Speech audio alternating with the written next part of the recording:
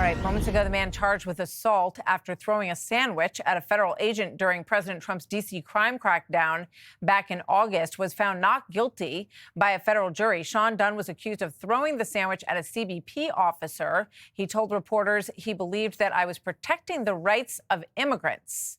So there's the update on that story. And in New York, the governor, Kathy Hochul, who is running for re-election next year, as you remember, she replaced the embattled Governor Cuomo, now in a tough spot. New York City Mayor-elect Mamdani promising that he will raise $7 billion by raising corporate taxes, raising taxes on millionaires. But she said, as part of her early campaign, she will not raise any taxes. So he's not going to get that money if the governor and the legislature don't raise enough taxes. But backing Mamdani, which she did on the big stage, could expand her Democrat base potentially. There she is.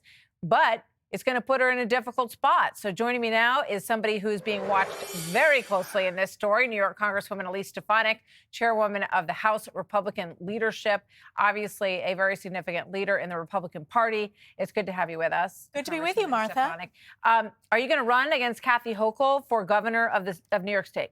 Well, we will have great news on that issue. There's been an outpouring of support from Republicans, Democrats, and independents all across our great state. I'm talking on Long Island, in New York City, and all across upstate. People are looking for strong common sense leadership to be a check on this radical insanity that we're seeing play out in New York City with Zohran Mamdani as a tax hiking, defund the police, anti-Semite socialist who barely eked by, barely got over 50%. People are looking for strong new leadership to make New York affordable and safe again. So you have a website, you have reports of staff that are gathering, but you're not ready to announce yet? It will be very, very soon, and people are very excited. And the overwhelming support from the Republican Party, from the Conservative Party, and many Democrats who previously supported Kathy Hochul are lining up in support. So let me ask you, I mean, we know that you are not shy about debating, and I would love to watch a debate with you and Kathy Hochul. Happy to moderate it if you're looking for someone, because I think it would be a barn burner. But look at what happened to Jack Ciattarelli. Look at what happened to Winsome Sears. There hasn't been a Republican governor for the state of New York since George Pataki 20-something years ago. Aren't you concerned that living in a blue state, you're going to hit the same wall they did?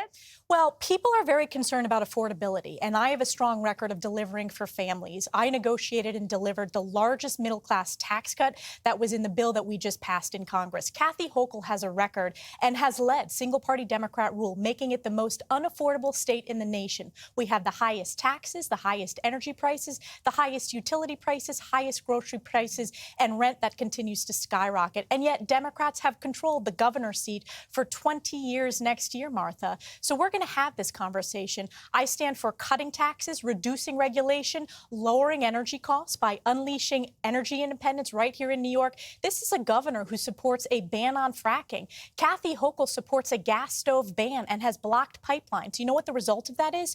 New Yorkers paying more than any other state in the nation when it comes to affordability. So we're going to have this discussion. And what Kathy Hochul has not done is shown any strong leadership to provide a check on Mamdani. She propelled him. There's not a single statement that he has said that she has condemned. She owns his defund the police. Yeah. She has her lieutenant governor is going to run against her.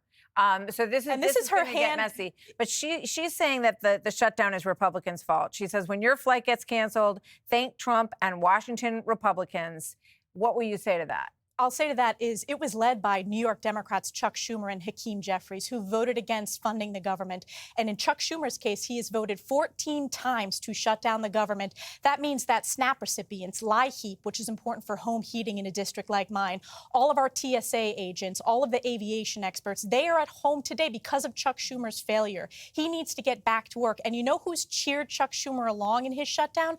Kathy Hochul. New Yorkers are hurting. I have voted at every opportunity and have a record over a decade of voting in support of keeping our government working and open and making sure that we're standing up for families who are really struggling to make ends meet. Let me ask you this. What did you learn from the Ciattarelli race in New Jersey? about how you would run differently? Because there were lessons for Republicans on Tuesday night. There are lessons. You have to have a vision and you have to put forth policies to make your state affordable again. We are going to win the affordability message because her record is making it the most unaffordable state in the nation. It's about cutting taxes. It's about reducing energy and utility costs, reducing insurance costs. We have a record of doing that and are going to deliver. All right. It's going to be very interesting to see where this goes.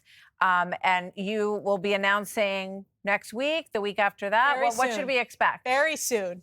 Very soon. All right. Elise Stefanik, the Republican conference chair. Always interesting to watch you. And obviously, you've been very outspoken on anti-Semitism, which I'm sure you would welcome the opportunity to take that on. With I will the new mayor continue as well. to lead on that issue, and it's more important than ever in New York. All right. Elise Stefanik, thank you very much.